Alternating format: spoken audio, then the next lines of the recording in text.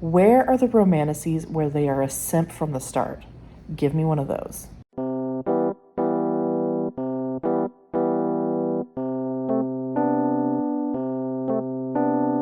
Hello everyone, and welcome back to my channel.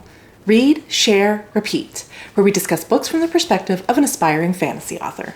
Me, Carrie Share. And today is the start of another weekly reading vlog, but not just any other weekly reading vlog, my annual birthday staycation reading vlog. That's right, every year on the week of my birthday, I take the whole week off of work, and I always tell people when they ask me if I'm going anywhere, I say to my bed, because I do not go anywhere. I use this time to kick off the summer to just relax and not worry about any of the stresses of work or traveling. Traditionally, this would be the first week off of school for my kids, and I started this tradition because I didn't want them to start their summer in daycare. My kids are all graduated from daycare now, but the tradition continues, and this week especially is different because the kids are actually not here. They are on a little vacation of their own to Disney World. So that means I have the whole house to myself for the next week. And boy, do I intend to get a lot of reading done. You may recall over my last vacation that did include travel, I managed to finish 6 books. Now, to be fair, 2 of those were audiobooks that I listened to on the drive to and from my dad's house. And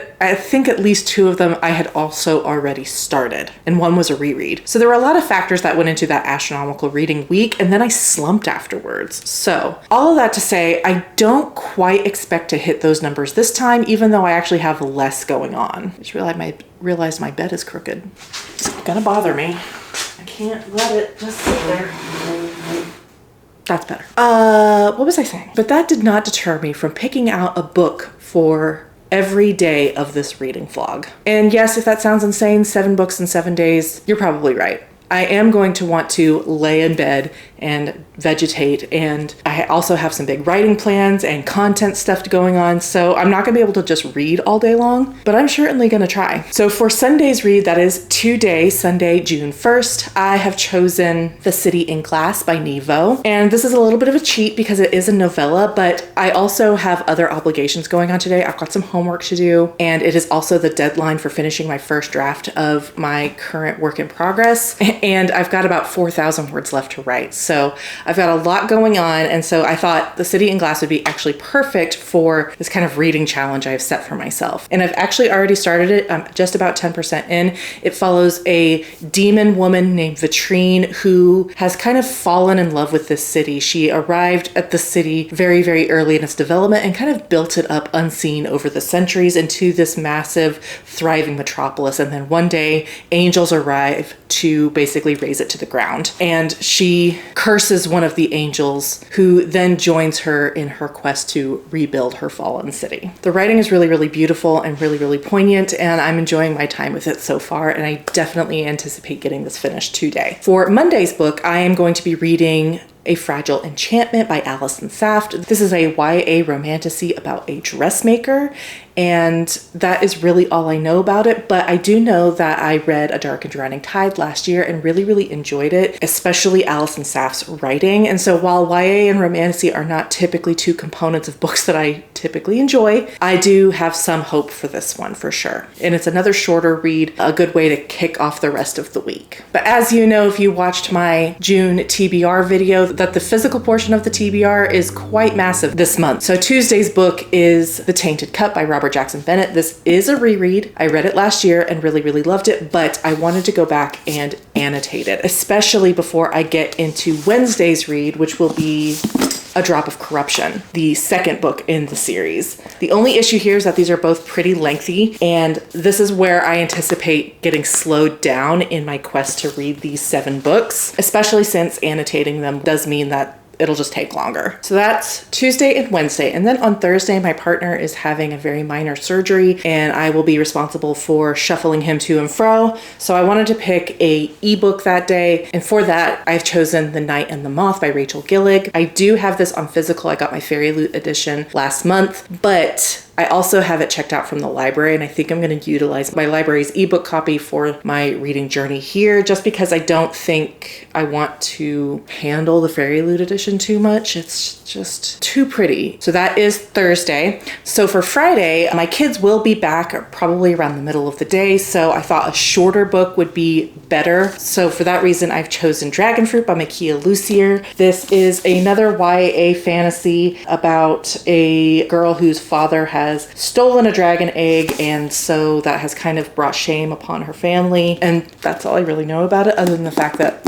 it's very, very pretty, and I have been wanting to read this since it came out last year. So again, this is another shorter one, and oh yeah, I think I can probably manage reading this the day that the babies come back. And then my plan for Saturday is to round out the week with a nice, cozy, charming read of Emily Wilde's Map of the Otherlands. This is the sequel to Emily Wilde's Encyclopedia of Fairies, which I did read last year. And while I wasn't completely on the hype train that everyone else seemed to be on, I did like it. I thought it was really cozy, the kind of cozy that I like, and just a fun romp that wasn't really too heavy, or I didn't feel like I needed to be too invested in. So as you can tell, I've got a pretty ambitious slate ahead of me. Fortunately, I've got the house to myself, and yes, while I do have other things I plan to be doing, I've got some writing stuff that I want to do, and again, some content, I do expect to have a lot of time on my couch reading. So without further ado, I'm going to get straight back into it with The City in Glass, and I will check in with you to let you know my thoughts. The river was reduced in its banks, the clay baked to near porcelain hardness by the blast. The marshland beyond the city was gone, and Vitrine wondered, with brief bitterness, what share the frogs and snakes and turtles that lived among the wild cane had had in the angel's punishment.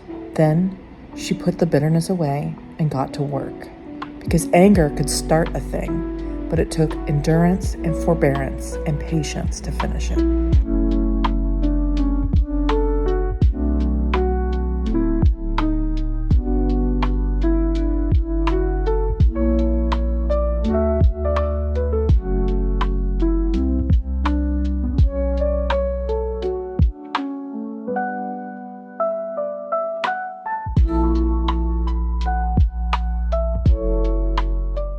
Hello everyone, it is now Monday afternoon and it is time for a quick reading update. As anticipated, I did not actually get to do a lot of reading yesterday. I spent pretty much the whole day trying to finish the first draft of my manuscript, and I did.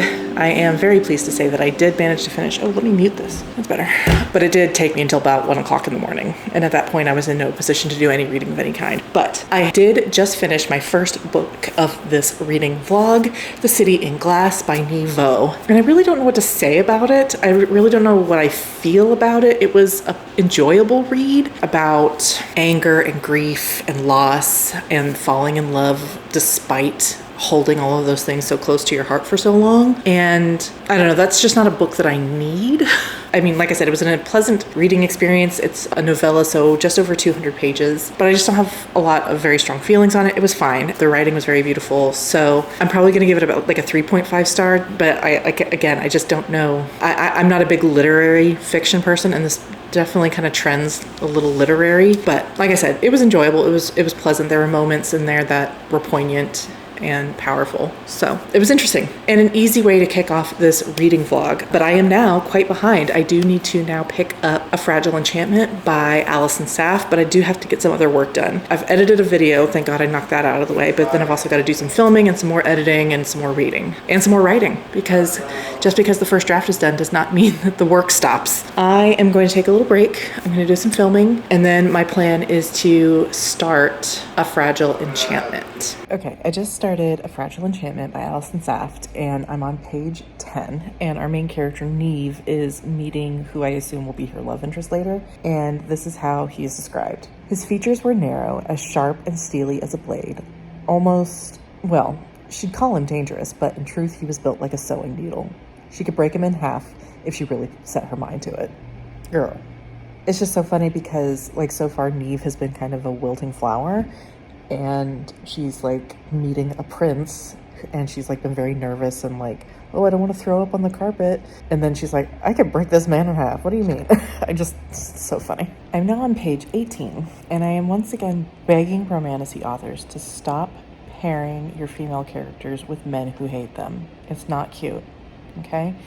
And I know this is a YA, but I don't want my teenage daughter to be paired with a man like this. Our main character, Neve, is a seamstress. She has been contacted by the royal family to make clothing for the royal wedding, and so she has arrived at the palace. Oh, also she can do magic, and like she weaves magic into her clothing, whatever. And so they ask for a demonstration, and she shows it to them, and the love interest, who is also like the one who's supposed to be getting married, so I'm really interested to see how that goes. He's like, it's some sort of trick, and his brother who hired Neve was like, no, she's the best. And the love interest says, I would sooner wear nothing to my wedding than anything she has so much as looked at. It's just like, bitch, I met you 5 minutes ago. Where is this coming from? Anyway, and I'm just like, I'm so tired of this dynamic. I am so tired. Give me a simp. Where are the romantasies where they are a simp from the start? Give me one of those. Hey y'all, it is now Monday night, let's be honest, and I have just decided that I am going to soft DNF'd A Fragile Enchantment by Allison Saft, because I think I just need to be in the right frame of mind to get the most out of YA romantasy. And I don't think I'm in that mood right now, and as a result, I wasn't being entirely fair to the book. It was really pissing me off really early on. I was making all kinds of annotations in the ebook. I was in like editor mode, which is what I tend to slip into when a book is really, really irritating me. I start picking it apart really critically, as if I were editing the book. And for that reason, I just don't think it's the right book for the moment. It might be one day, so that's why I'm saying I'm soft DNFing it. I do still have trust that I'll like it to a degree, because I liked one book from Allison Saft. Now, I know that's not a guarantee I'll like all her books. And the writing itself wasn't bad. I was just, like I said, being hypercritical, and I think it's just not the right moment for me to be reading a YA romantasy. So I am going to send it back to the library, and I'm going to move on with my list. Tomorrow's book was already scheduled to be The Tainted Cup, and so I will just pick up where I left off with the list in that regard. But I am excited to get back into The Tainted Cup. I will be annotating it this time. And I had recently went back and rewatched the reading vlog where I read it the first time. And I mentioned in that vlog that Anna, the like Holmesian character, grins a lot. And so I think I'm going to annotate it every time that she grins and see how that turns out. Let's see my color palette. I'm excited. And then, of course, I'll be continuing the series immediately after with A Drop of Corruption. And what I would really like to do is what I did on my last vacation, where I reread the first book of a series and then read the sequel right after, like immediately after, and that was I can't remember the name of the series, but it was the What the River Knows duology, Secrets of the Nile, and I read them back to back. So that's my plan. That being said, this is one of the chunkier books on the list, and with annotating it, I think that if I spent all day on the couch, I might could finish it. So that's my plan. So far, I've only finished one book, but it is what it is. Anyway, like I said, it is practically midnight, and as much as I would love to get into this book that I already know that I like and suspect that I will probably bump up my original rating of 4.5, we'll see, I'm gonna go get some sleep. Last night I was up really late, and then I never actually went back and took a nap today, so I am pretty worn out, and I have been staying up late the last couple of days. Anyway, so I'm going to go enjoy a good night's rest, and then like I said, I'm probably going to camp out right here in this spot and read tomorrow, and I will see you then. Hey y'all, it is actually now Wednesday evening, early evening.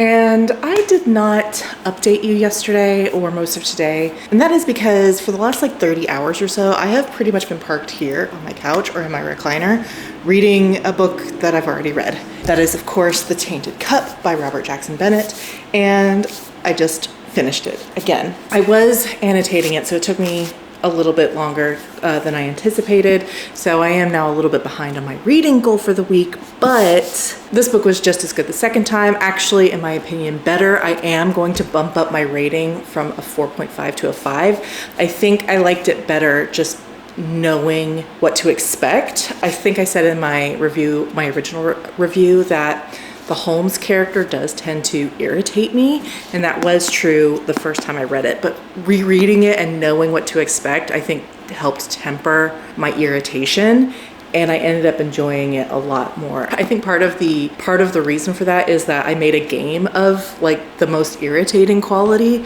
which is that Anna, the Holmes character, grins a lot. Robert Jackson Bennett describes her as grinning a lot. And so I actually tabbed it, and I haven't counted, but I went through almost 2 full stacks of the color. I had to go into a different color, so almost 40 times that she grins, using that specific word, I should say. So that kind of made a game of it and made it a little less irritating. I just go, oh, it's like almost like a drinking game, except an annotation game.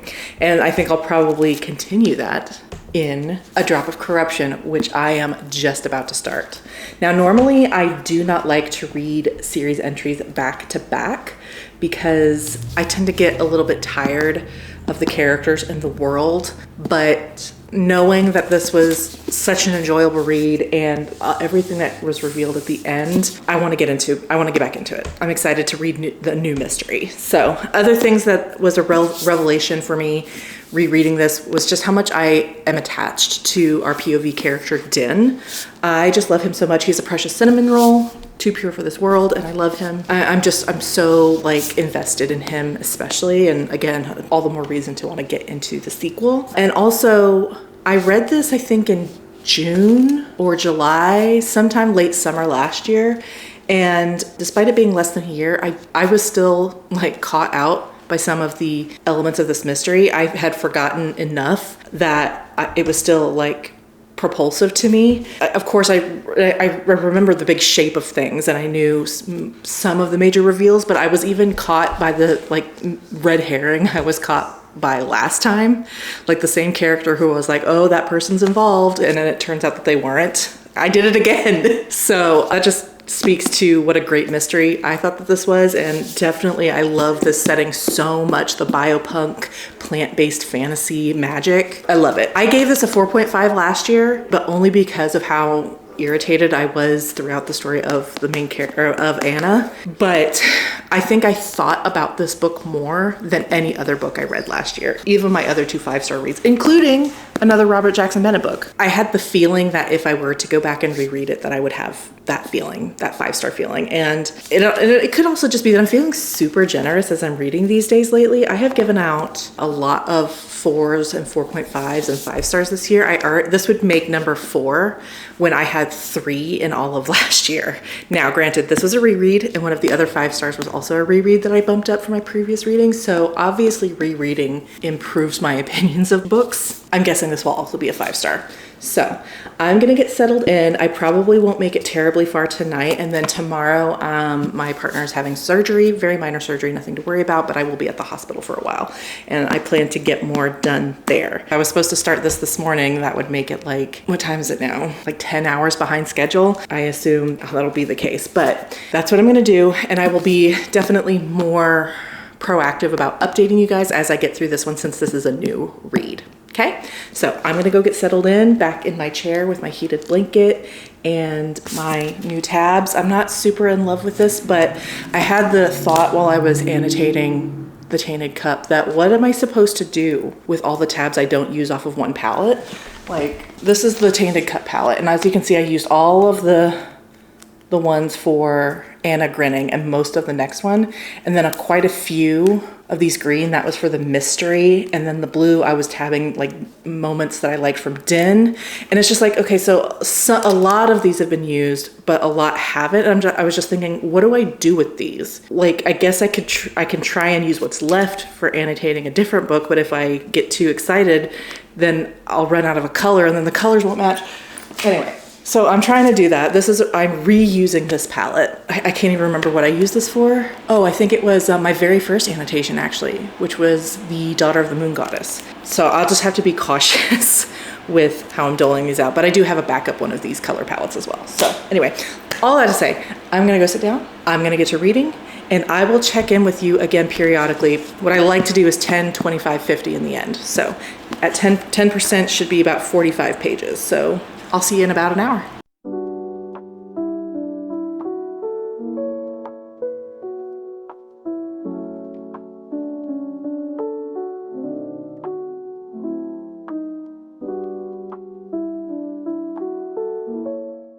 Before there was memory, before there was history, there were the Leviathans, the colossal, monstrous creatures that lumbered ashore each wet season and went wandering the plains, bringing death and panic with them. For centuries, the folk of the land lived at their whim and knew only fear and suffering. Then the people of the Valley of Canum learned the secrets of shaping flesh and root and branch, secrets rendered from the blood of the Leviathans. They altered their bodies. They made themselves brilliant and strong.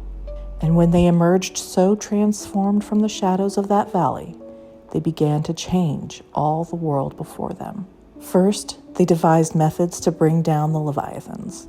Then, they conquered the petty tyrants who ruled the highlands where the Leviathans could not venture. And thus, the Empire of Canum was born.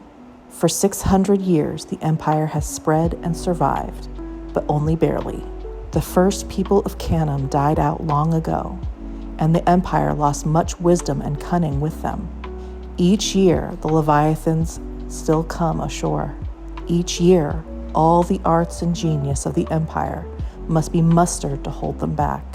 And all the while, harmony, equality, and progress must be maintained, for without them, the empire shall unravel.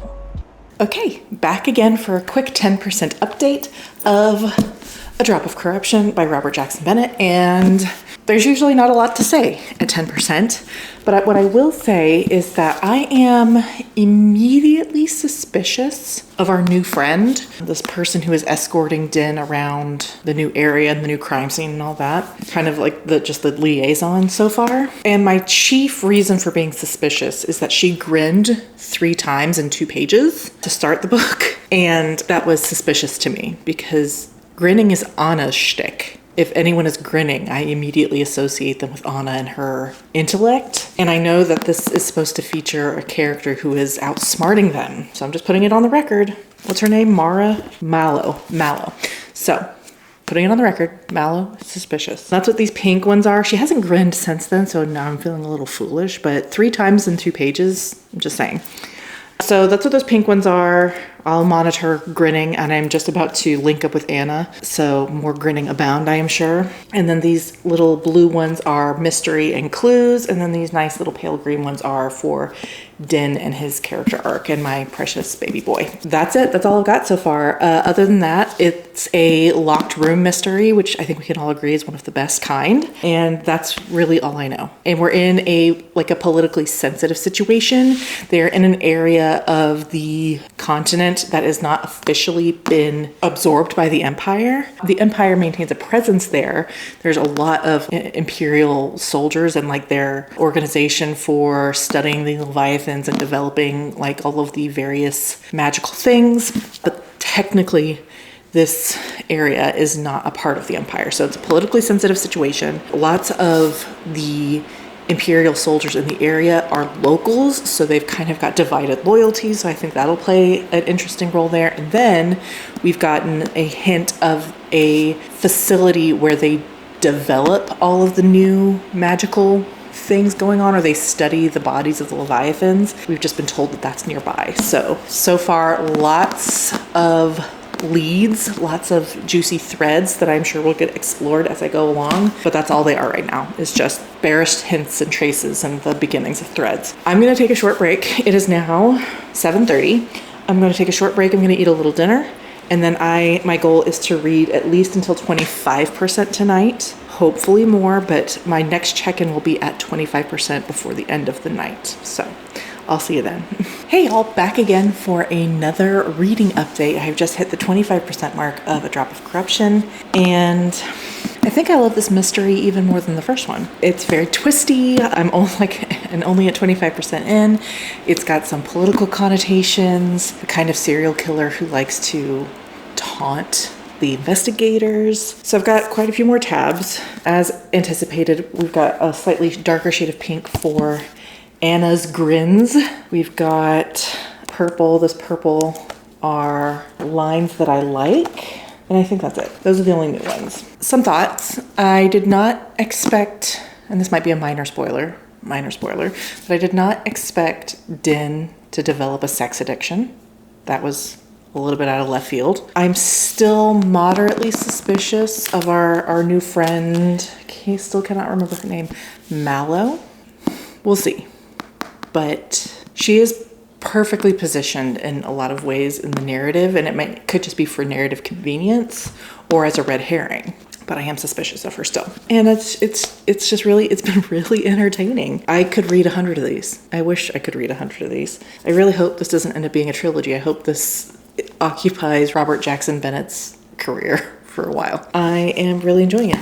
So it is now 10 o'clock. Getting to 50% would be a feat, but not impossible. Yeah, I could do it in like 2 hours if I really sit down and struggle. Maybe 2.5 hours. I do have to get up a tiny bit early, tiny bit earlier than normal. So I'm gonna try and get to 50% tonight. I'm gonna try, and then we'll see about reading the rest of it tomorrow. Considering how late it will probably be, I probably won't check in again. But that's my goal for tonight, is to get to 50%, and then we'll talk later. Hey everybody, it is now Thursday afternoon, and last night I was able to get to about the 45% mark of A Drop of Corruption, and then today, while I was at the hospital for my partner's minor surgery, still nothing to worry about, it all went well, I got to the 75% mark, and I still really love this world and these characters and the mystery that's going on. The only thing I'm missing, and just a little bit, is I just wish there was a little bit more time in Din's head. We got quite a bit of that last time, where we were focusing a lot on his struggles with some of the secrets he was keeping and how he felt like a fraud and kind of that desperation. And early in the beginning of this book, we got more of that. Some new issues, some new personal issues have cropped up, and we see him kind of how he copes with that. And there have been trickles of it, but we're not as much in his head, and I kind of miss it. I really loved Din in the first book. He, was my precious cinnamon roll, and I miss having more of his thoughts, not just on the case, but on like how he is navigating his job and his relationship with Anna, and the new personal stuff that he is having to go through, and his feelings on the Empire and what his role is. Like I said, we're getting a little bit of that, but it's more through interaction. We don't have a lot of interiority with Din, and I miss that. But that is almost the only thing I have to complain about.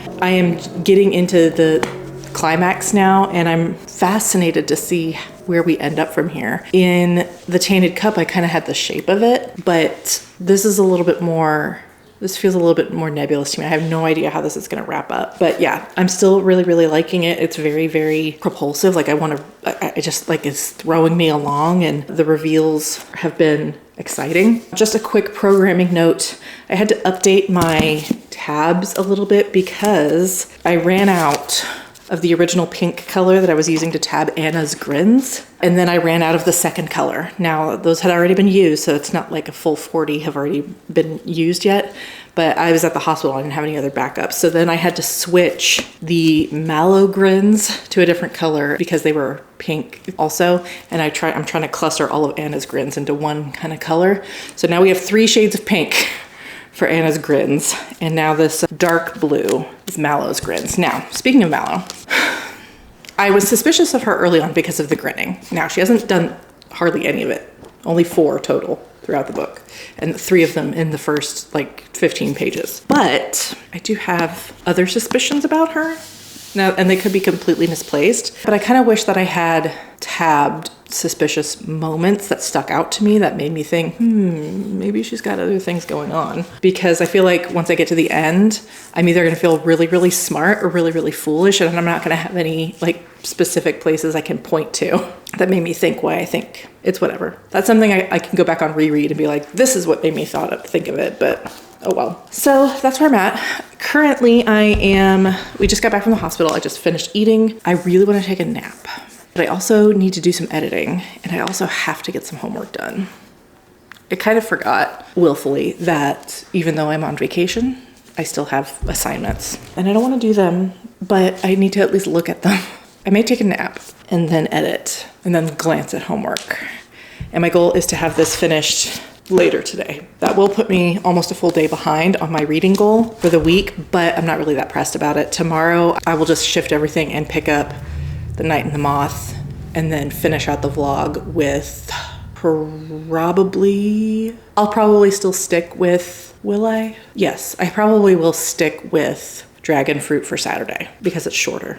And I have to get back to real life at some point and my kids will be back. Anyway, so I'm gonna finish A Drop of Corruption today for sure. I only have like 100 pages left. And then I will I'll probably start The Night and the Moth tonight, finish that tomorrow at some point, and then do Dragonfruit on Saturday. So that is my updated reading plans. If I manage to do that, then I will have finished 5 books. It's not bad. I will catch up with you guys once I have finished A Drop of Corruption. Hey y'all, it is still Thursday afternoon, almost evening, and I'm just checking in with another reading update because everything I just told you like 30 seconds ago was a lie because I turned off the camera and immediately sat down and finished A Drop of Corruption by Robert Jackson Bennett. Sorry, not sorry. I just realized that I didn't feel like editing or doing homework or anything else.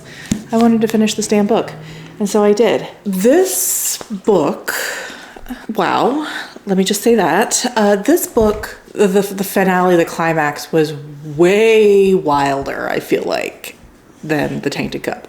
Way wilder, which is crazy because it felt wild at the time, even when I just did my reread yesterday. But this felt way wilder at the ending. Just so many intricate threads and plots and ideas and revelations to be had. Really, really wild stuff. And I enjoyed every minute of it. I will say that good old RJB needs to tone it down on the grinning because everything pink, and yes, there are multiple shades of pink, is grinning. Specifically Anna grinning. I went through a lot. She probably grinned maybe, if she grinned last time, like 40 times. This would be like 50. Now, granted, it was 10% longer, so there's that as well. But like, girl, sometimes multiple times in a page. And I sort of get it. It's sort of like a signature for her, but also I'm so tired of seeing that word in response to her face. And it is getting to the point, like with Mallow, where I see it and I immediately associate grinning with Anna, and it makes me suspicious. The grinning is doing things psychologically to me while reading this book, and I think it's an unintended effect. The only real complaint besides the grinning I have is the same as what I mentioned last time, is that I wish there was more of Din's thoughts and feelings and his own troubles and growth and his journey mentally. I just missed that interiority from the first one. This book is just so dense in exterior circumstances and plot threads and movement that we don't spend enough time on the page in Din's head, I felt like, because there truly was not time. This book would have been an extra 100 pages if we had like given any thought to what Din was going through mentally. So I get it, like I get the choice, but I did miss it still. He's just I saw in the Goodreads reviews, disaster bisexual son, and I'm like, yes, same, mine too. Just wish there was more of him as a character and not as a like walking camera that we are just seeing the plot through. Does that make sense? He was just not as present as a character, and he was more of a vehicle this time. So that's my only gripe. I am thinking for that reason it is going to be a 4.5. Then again, The Tainted Cup was a 4.5 last year, and then I reread it and bumped it back up because I couldn't stop thinking about it. So maybe that'll be the case this time, but this does feel like an actual 4.5 because I can identify what is bothering me about this one, and it is that my precious baby angel POV character definitely felt more like an audience insert this time. We didn't see nearly as much of him or his skills. Something that I tab both in The Tainted Cup and in this book was I was tabbing moments where Din had moments where he was a good investigator in his own right. Obviously, Anna is making connections that no one else can see because of her vast like depth of knowledge and creativity and all that. That's the Holmes character. But from the beginning, Din has been a good investigator in his own right. Obviously, he's trained to look at everything because of his role as an engraver. And so, yes, he is not going to spare any details. He's going to look at everything, but he, in his own head, is making connections, leaps in logic that are really smart. And while we do get some of that here, it just didn't feel like he got his own moments to shine. Again, he was more like a vehicle to deliver the plot rather than actively influencing it himself. Does that make sense? Especially towards the latter half when he was just following orders. And then of course he would like make connections, and then he would go before Anna and she'd be like, yeah, I already knew that. And then it's just like, so really it just reinforced the feeling like, oh, we are seeing this through Din's eyes so that we could feel like we made the connection. But anyway, so that's it. I did love it. I wish I could have the next one immediately. I want all of the mysteries. I wish he would write 10 of these. I hope that he does. I hope this is not just a trilogy. He hasn't said anywhere that it's a trilogy, hasn't he? But I love it. I love it. So that wraps up my third completed book of this week. Now I really do need to get some editing done. So I'm going to do that for sure next. And then glance at the homework situation. And then I will get started with The Knight and the Moth. That is what I will do next. But for now, I'm going to take a brief break to engage in some other activity other than looking at a book, because that is literally all I've been doing for like 48 hours. So I will check in with you guys probably when I get started with The Knight and the Moth. Aisling Cathedral. You know this story, Bartholomew, though you do not remember it.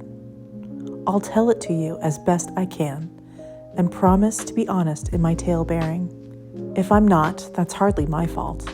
To tell a story is, in some part, to tell a lie, isn't it?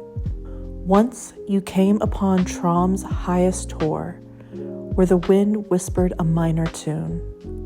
There, the gowan flowers were white and the stones were gray, and both stole the warmth from your bare feet. A cathedral was built there, and you tiptoed, small as an insect, through the narthex, into the nave, down the aisle. Blood stained your lips, and you fell into the spring that came from the ancient stone upon the chancel. When you looked up at the rose window, the light kissed stained glass. Your craft was obedience. You said the names of gods and how to read their signs. You learned how to dream and how to drown. I'm sorry. I don't care to go back to this part of the story either, Bartholomew, but I so often wonder, could the rest exist without it? Hey y'all, it is now Friday morning and I am just checking in for a quick reading update.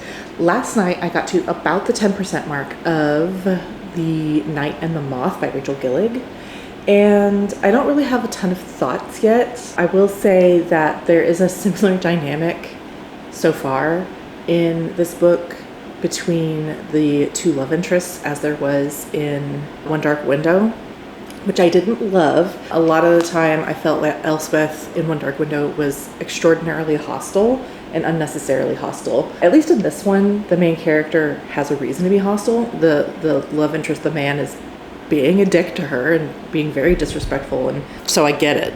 At least in this case, I get it. In One Dark Window, I didn't get it at all. But it is a dynamic that I don't necessarily love. In fact, I sort of hate it. I do not like enemies to lovers.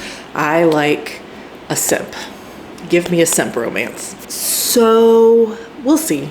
The writing isn't like blowing me out of the water either, and I have questions about the setting, and the setup just feels a little undercooked at the moment, but I'm only 10% in. Everything feels undercooked at 10%. So I'm not making any judgments other than, oh no, this again, kind of with respect to the main characters sniping at each other. I get that that's a very, very popular dynamic. I just happen to be the outlier there.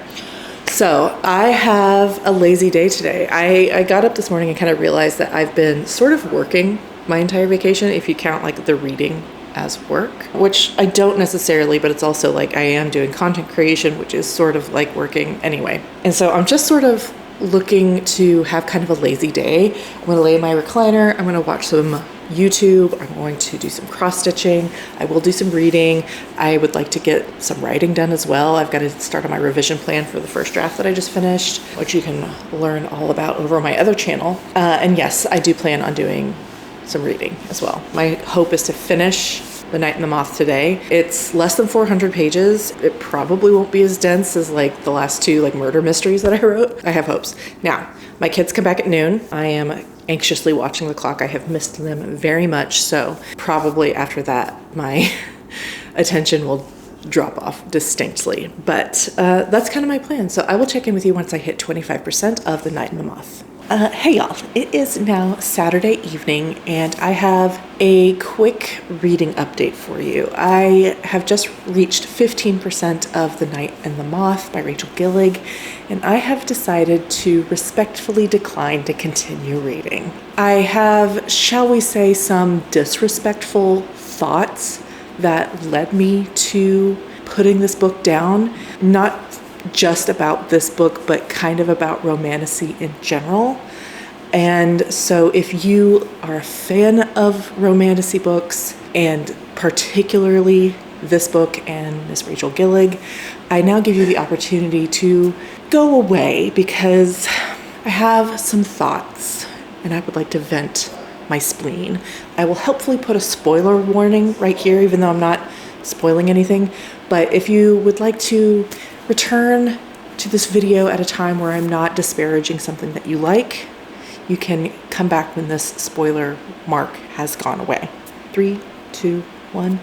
I think my largest problem with Romantasy, and that is evidence in this book at this point, is that it is just so profoundly stupid and takes no pains whatsoever to take the story it's trying to tell seriously, and that just rubs me wrong in every sense of the word, which is such a shame because I really want to like Romantasy.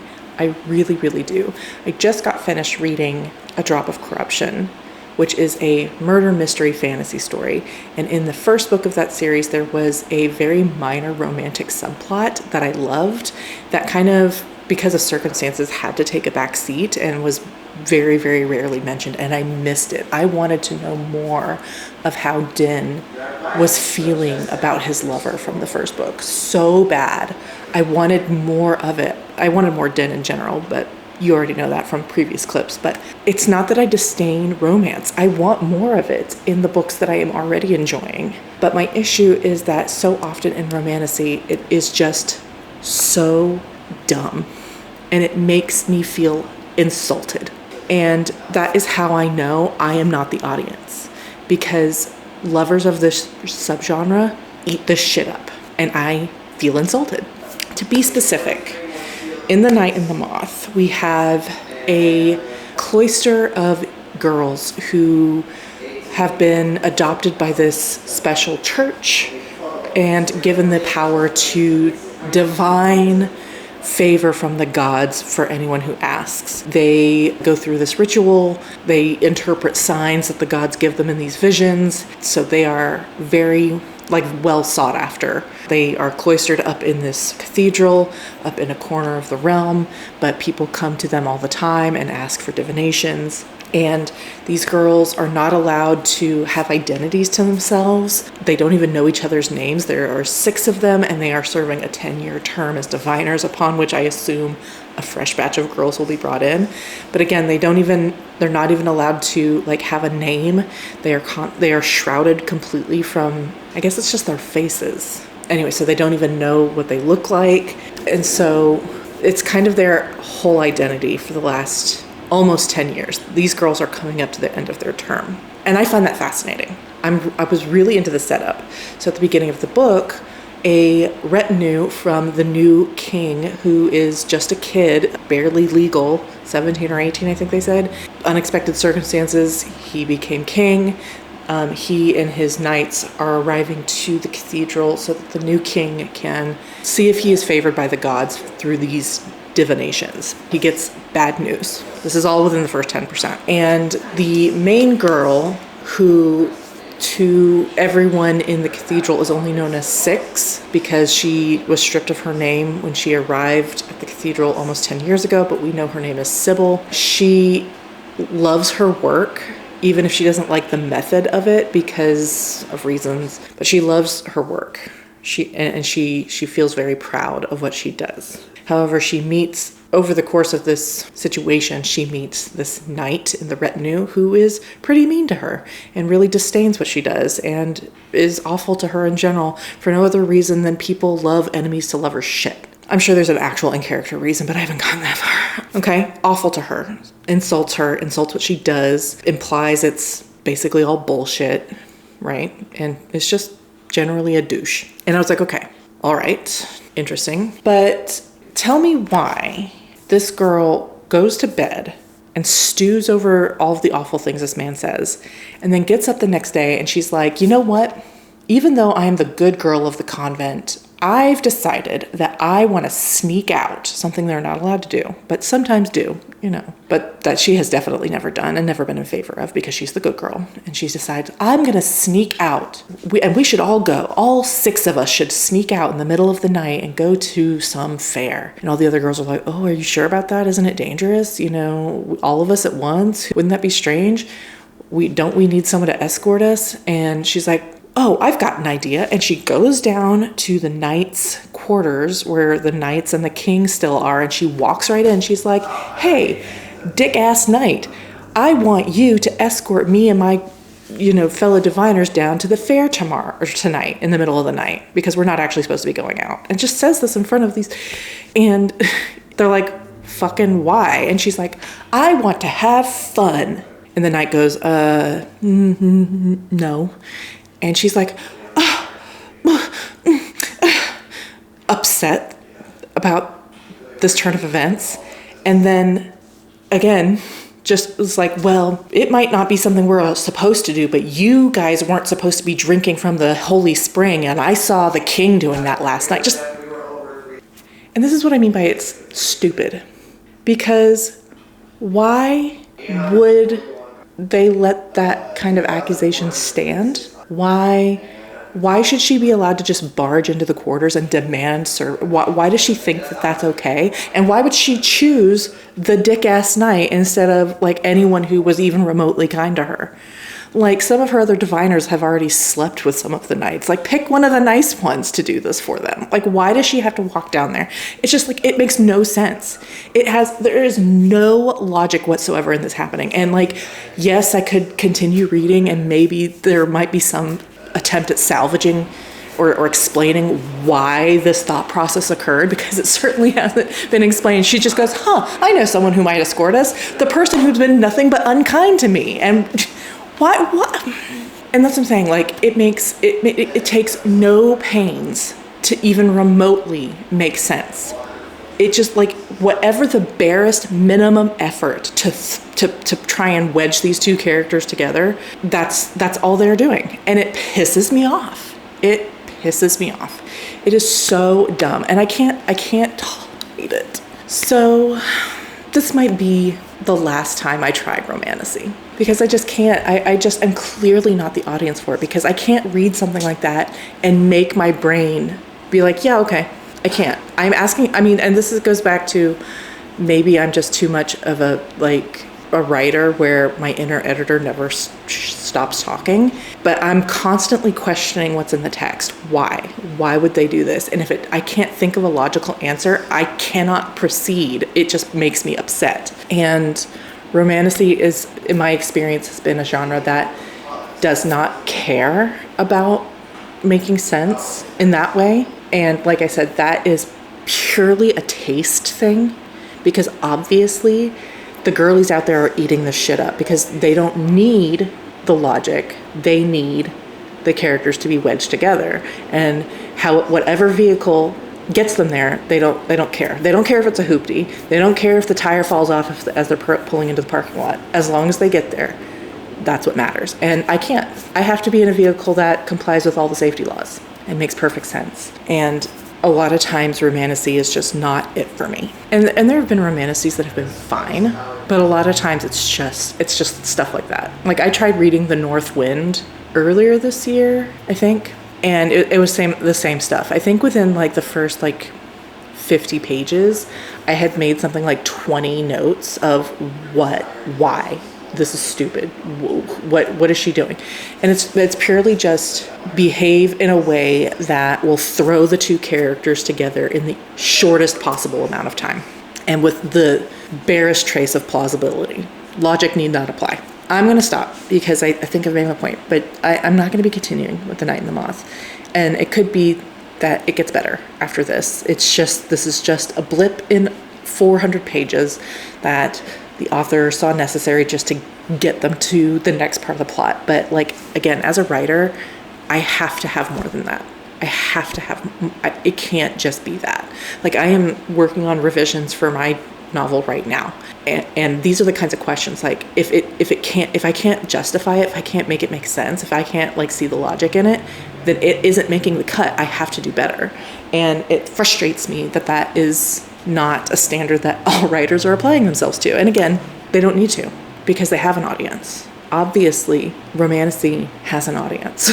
I have just got to stop beating my head against it. I was just really hopeful because the copy sounded so good. The synopsis sounded so good. And the cover was so beautiful. And while I didn't love One Dark Window, I really did attribute a lot of that to the main character being just really hostile. And again, I feel like that is sort of the same issue. She was hostile because it moved the plot, or because it created the right friction that the author wanted, not because it made any sort of sense. And for that reason, I thought that this one would be better, because I thought it was just a main character issue. But obviously it is just a convention of the genre that I struggle with. And I can think of a dozen others. Like, I'm sitting here looking at the sequel to, what was it called? A Fate Inked in Blood. And I loved the first half of that book. The romance was excellent. But as soon as the author had to start actually doing plot stuff, it all went downhill, because it was just like she needed these enormous leaps in logic that no rational person would make in order to get, to the plot point she wanted for maximum drama. And I can't come along with that. Anyway, so again, I'm going to take this away. Friends, Romantasy fans, you can come back. It's safe now. I will not be finishing this book at this time. I think it may have just been a bad choice to follow up something like The Tainted Cup and A Drop of Corruption with something like this. That those books were inherently logical. Everything needed to make sense because it's a murder mystery. So everything needs to make perfect sense. I do have the physical book, my very lovely Fairy Loot edition. So it's not like it's going away forever. Something broke inside me reading those few pages. And that's really all it took. It's just a few pages. I went from this is fine, enemies to lovers, not my taste, to it's untenable. I can't do it. And that's that. So instead, I will be reading Dragonfruit by Makia Lucier. I did pick up this book and read the first 30 pages or so earlier today. And this is a YA story. There may be a romance element. Kinda, I can see that formulating. It doesn't specifically say it in the copy, but I can see it. YA story, seafaring, about this young girl who has been exiled from her kingdom because of crimes her father committed, and lives in a world where these sea dragons are hunted, and she has chosen instead to study them. And so she kind of loves and reveres them, even though she knows that they're dangerous and all that. And so that's kind of all I know, is that she is at odds with like the main industry of this setting, which is hunting the sea dragons, because the dragon's scales provide armor, and their blood does stuff, and their eyes do this, and their bones do that, and their eggs do this.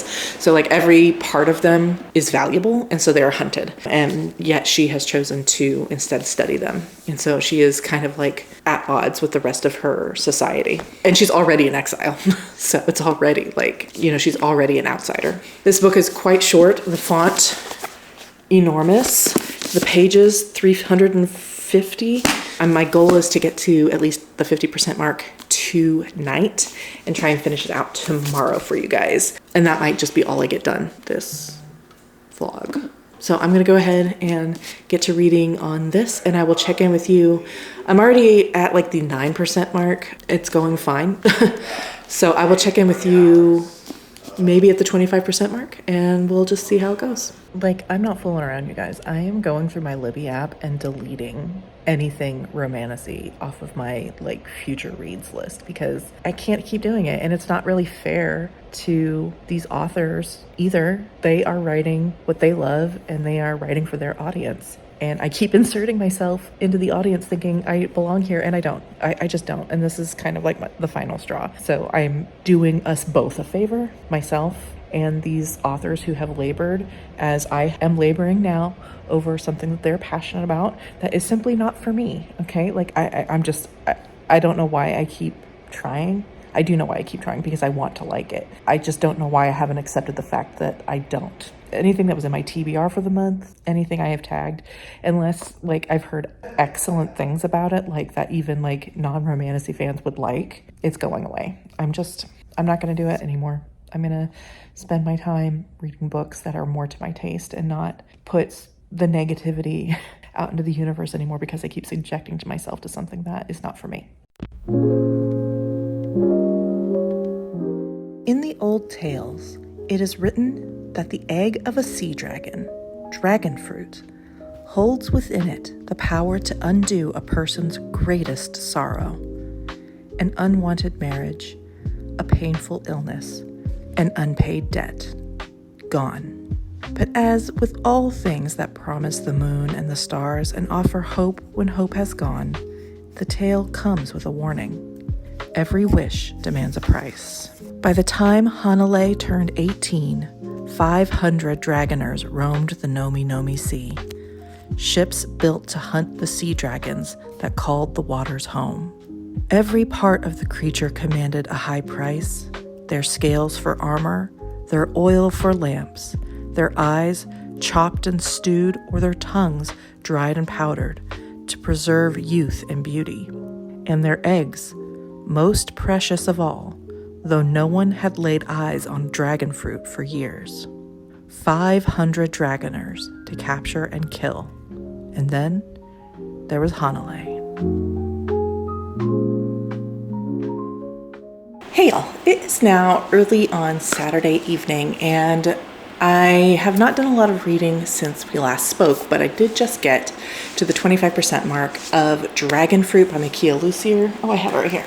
Dragonfruit by Makia Lucier, and I don't really have a lot to say so far. It's just sort of fine, and I suppose the pacing is not my favorite. We haven't gotten yet to the part of the story that is listed on the summary here, and I'm just like, okay, let's get on with it. Let's get to the part where you were talking about, and it's just been sort of a lot of setup. Been kind of boring, but also just sort of fine. The writing is a little clunky. I don't really need it to be anything but that right now. I just want a nice little nautical tale that doesn't actively make me angry. And speaking of which, I just want to temper what I said yesterday. I think I was like really peaked when I went on my little tirade, and I don't want anyone to think that I am disdainful of people who enjoy that genre, or that I think that their taste is somehow less than mine. I don't think that at all. That particular genre just is not for me in a way that engenders those feelings that I mentioned last night. I do not want anyone to think that I think anyone's taste is somehow invalid or bad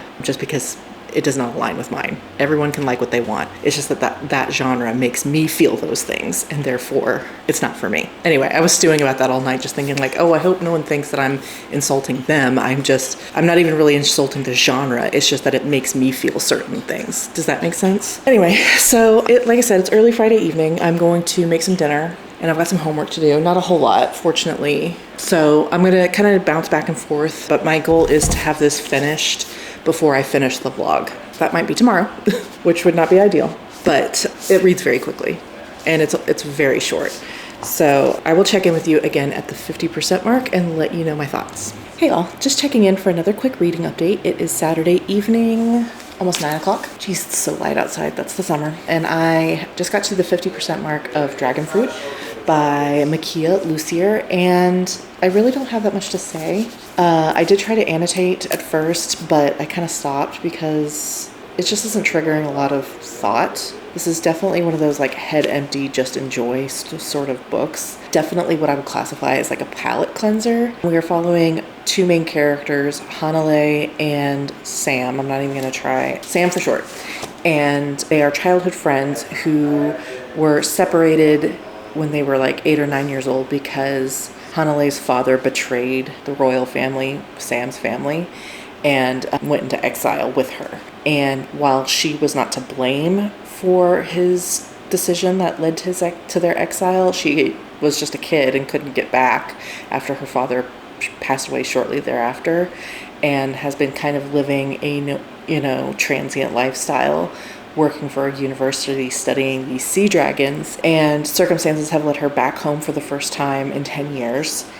And she and her childhood friend Sam now are hoping to find a dragon egg that will hopefully cure Sam's mother, who has been in a coma for the last decade after an attempted assassination. I will say that the pacing has been really weird.